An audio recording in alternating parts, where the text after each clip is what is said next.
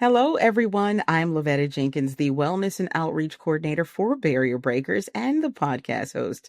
Today, I'm going to be talking to Cierra Davis, who is the Assistant Director of Admissions at High Point University. We're going to be talking all about what High Point has to offer and what exactly it is she's looking for on college applications. We're also going to touch bases on how to write a really good personal statement.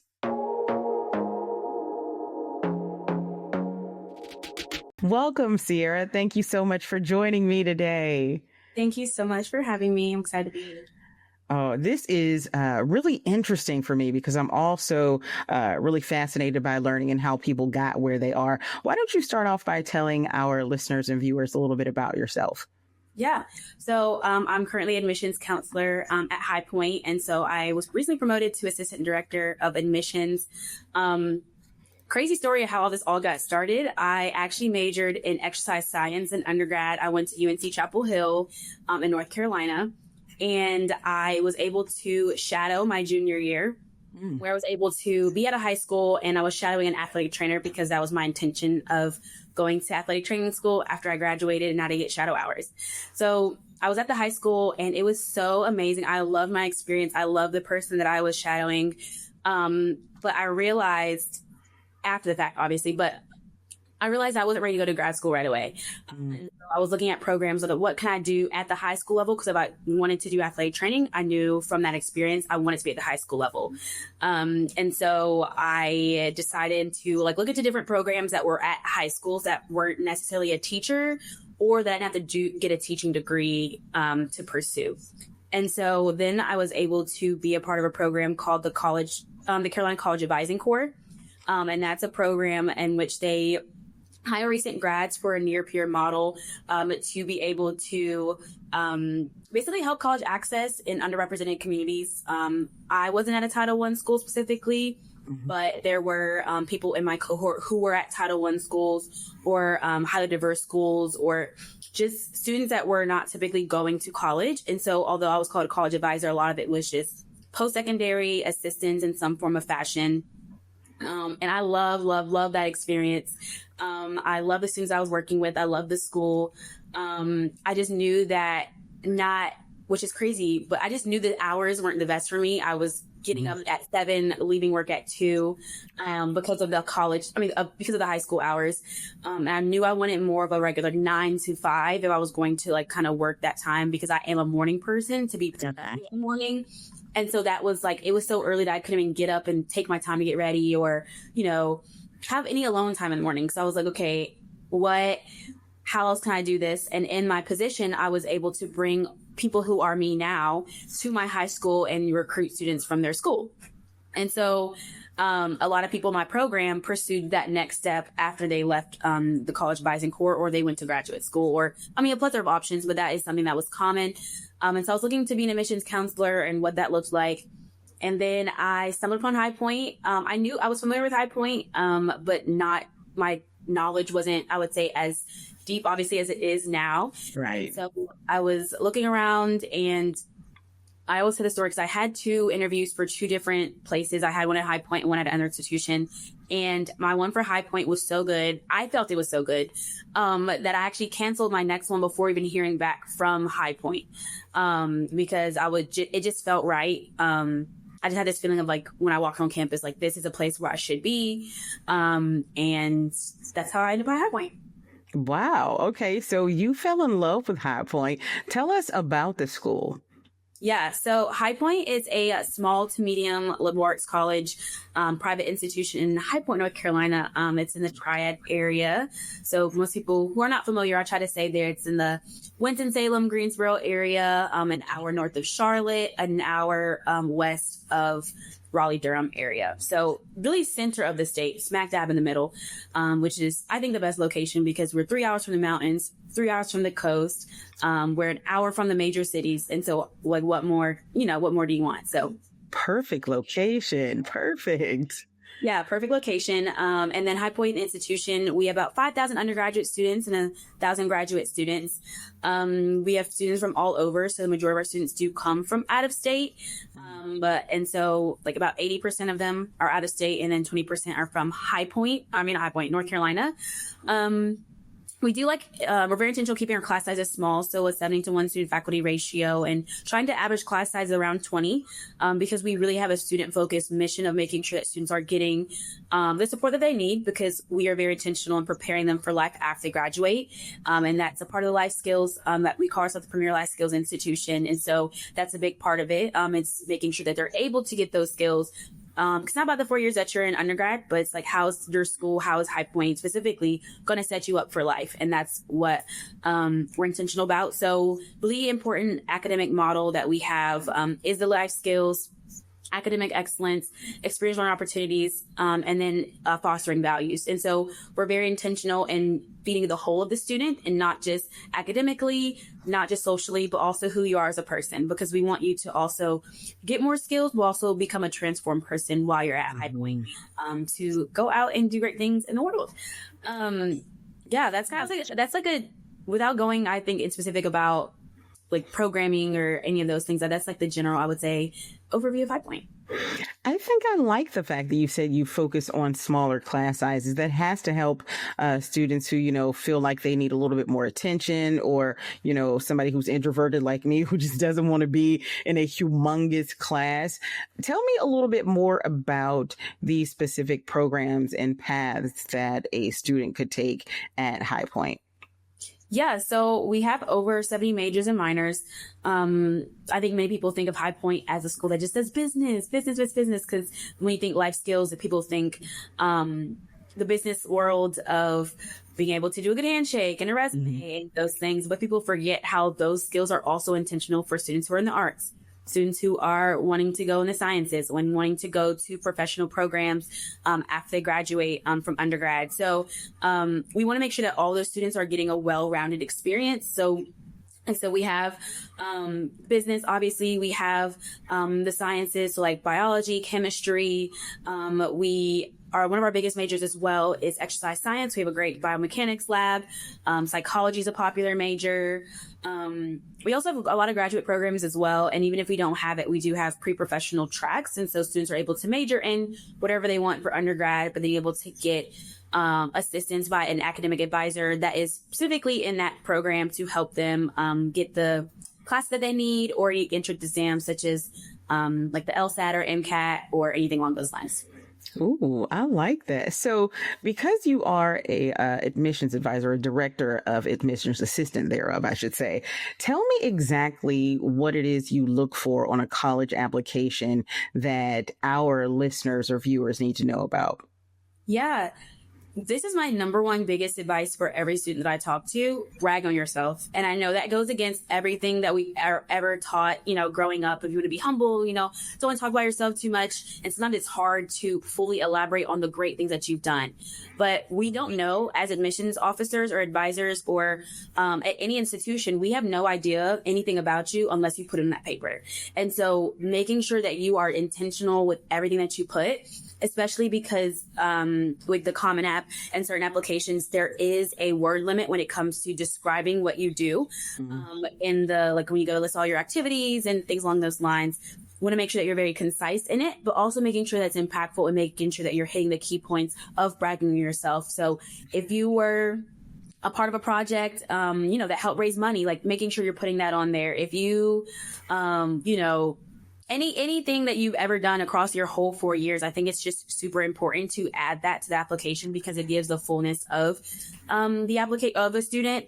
My second piece of advice always is to really utilize an essay to go above and beyond what the list of activities can show, because most schools that do holistic reviews, and High Point is one of those schools, we're reading that essay after we already have seen your, I was in band, we already saw those things listed. And so not treating the essay aspect as another autobiography of, hi, my name is Cierra and I'm an admissions counselor and I go to this high school, like making sure that you go above and beyond that. So it adds an element like I said previously, of who you are as a person, and utilizing every part of the application to do that, I think really helps people stand out. And because when you share yourself, you are a unique individual, regardless of what it is you put forth or whatever you've done in comparison to the next man. But you yourself are individual and showcase your individuality. Okay. So what would you say to someone who is completely green, first generation? They don't really know the first step about how to apply. And of course, we focus on helping all of these students, but there's someone out there who's probably going to stumble upon this video that hadn't heard of either one of us. What would you tell someone who's first generation and looking to get started? Yes. So, I think the first thing I would always say is utilize Google, because I think if you're utilize the people around you, but if you have people around you that are going to help or are knowledgeable, such as anyone at your high school, or anything along those lines that you feel like you cannot ask them, like utilize Google. There's really great resources that will show information about colleges, so you're able to read about it. I also say start with the schools that are in your area. Sometimes I think it can be scary to start the process of searching for a school, but start where you know, right? So if there is a college down the street, start there. Look at their app, look at their website, see what their mission might be, see what the requirements might be, and it can be very overwhelming, I know, and it's like there's so many colleges out there, so kind of make it, like I said, bring it in small.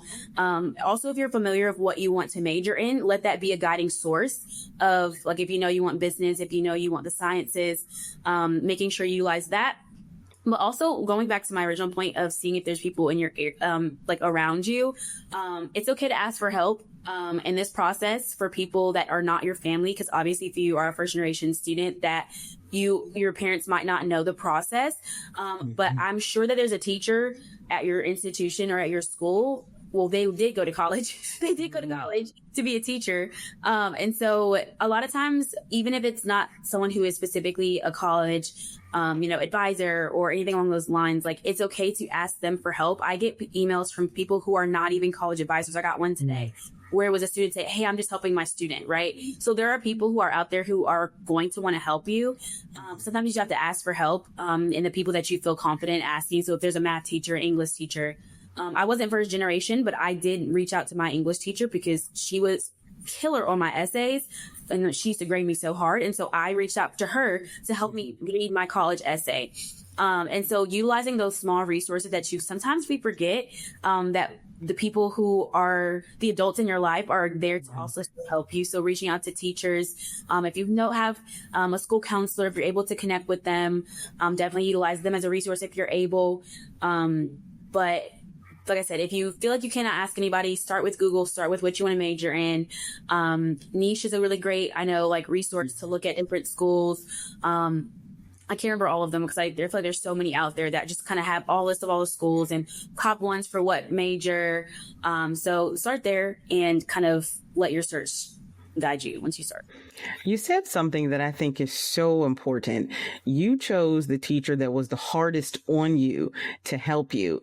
And honestly, that was brilliant, because if your teacher is always on you about the way you write, then what better person to help you write something that's really going to sell you, that's really going to get you in the door, especially if you don't really have a parent or someone else who's been there. Go for the teacher who's a little bit hard on you and say, hey, I understand you like things to a certain standard. I'm trying to get into school, and I think that you'd be the best person to help me, simply because you understand what's required of me, and I want to be able to give that.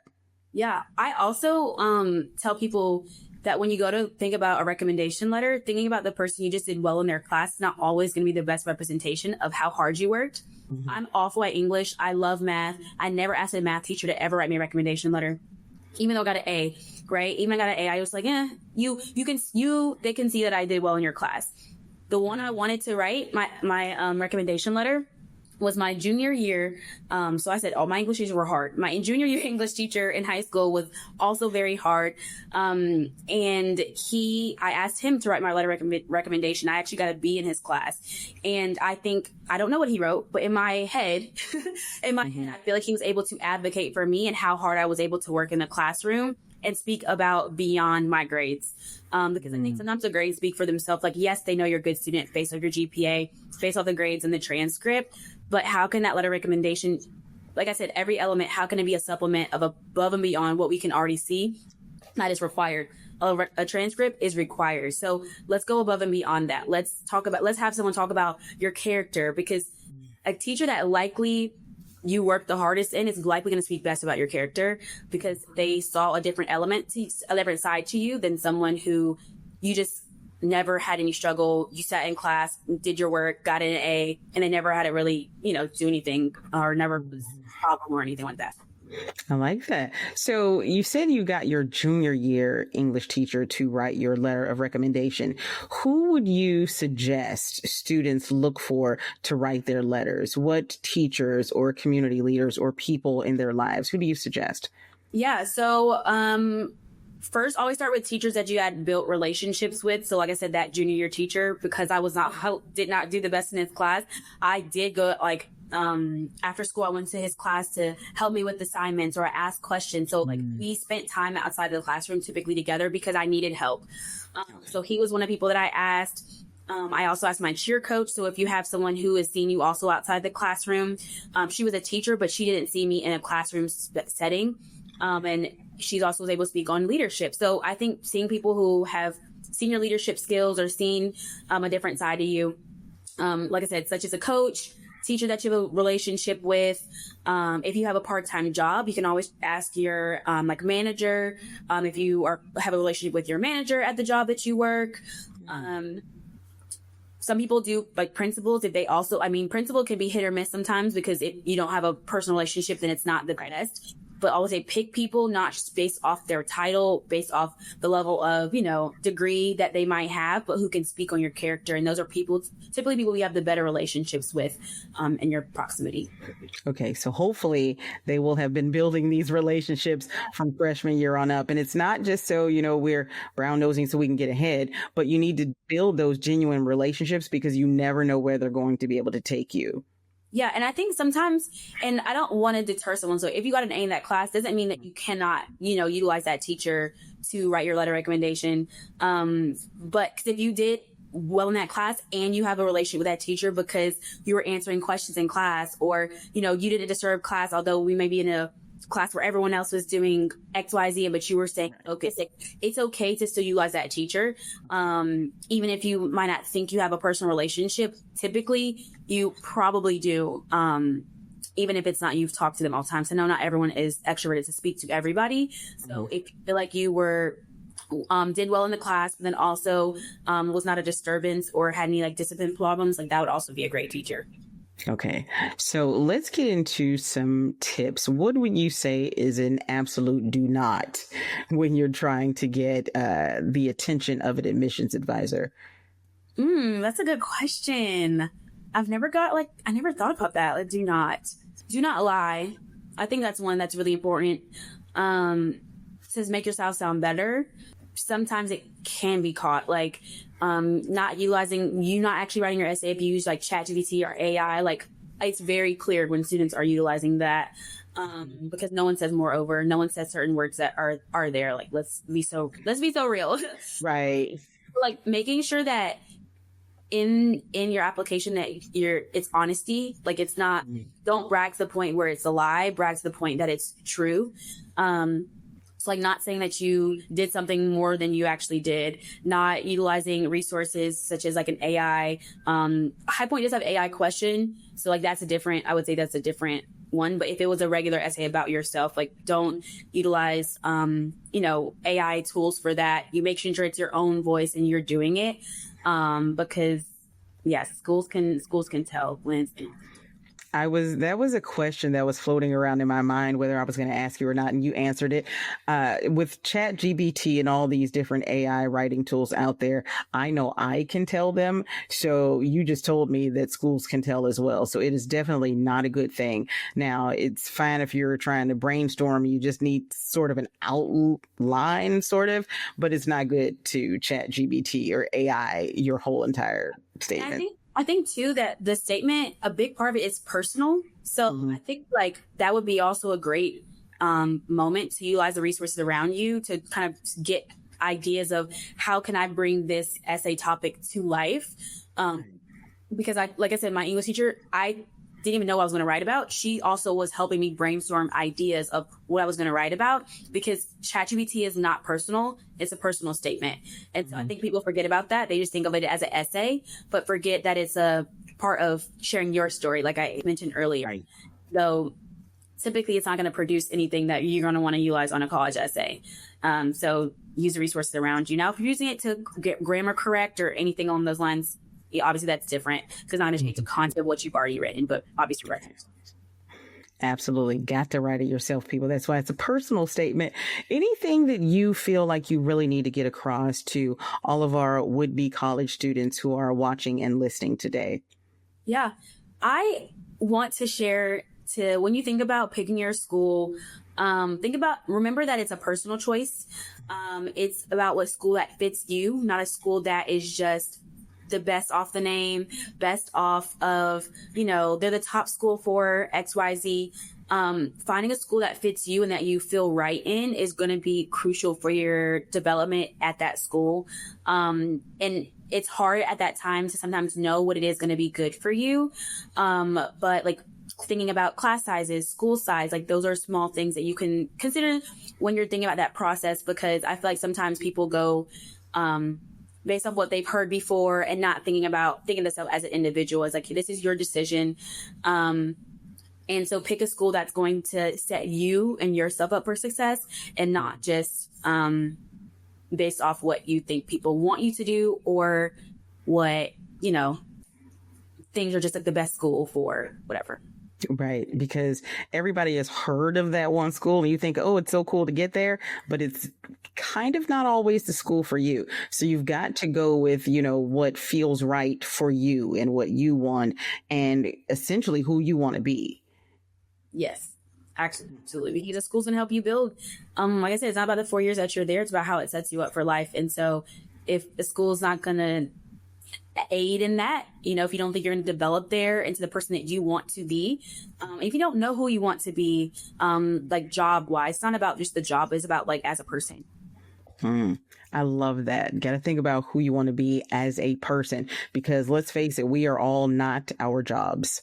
Exactly. And you want to align with an institution that's going to align with you and who you want to become.